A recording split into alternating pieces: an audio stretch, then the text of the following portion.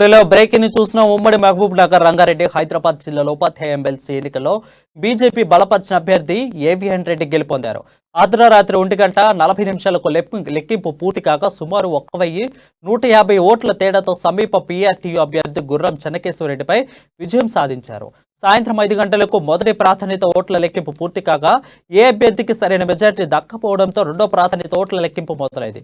మూడో స్థానంలో ఉన్న టీఎస్ యూటీఎఫ్ అభ్యర్థి మాణిక్ రెడ్డికి వచ్చిన 6,079 ఓట్లు రెండో ప్రాధాన్యత ఆధారంగా మొదటి 2 స్థానాల్లోని అభ్యర్థులకు సర్దుబాటు చేయడంతో ఏవిఎన్ రెడ్డి విజయం ఖరారైంది.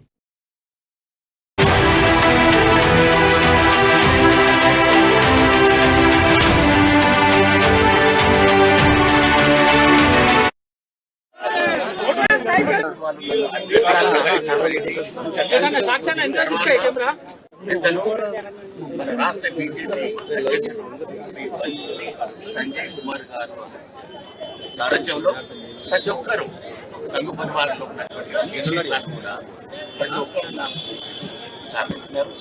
అంతేకాకుండా నేను విద్యారంగంలో నేను చేసినటువంటి సేవలు గుర్తింపుగా మంచి అభ్యర్థులలో మంచి అభ్యర్థుల నుంచి కూడా నాకు ఓట్లు వచ్చినాయి.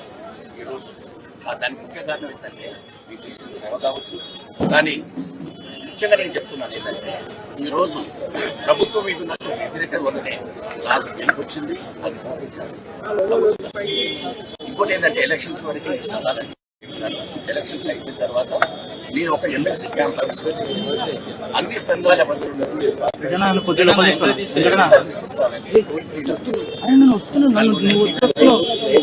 Service matters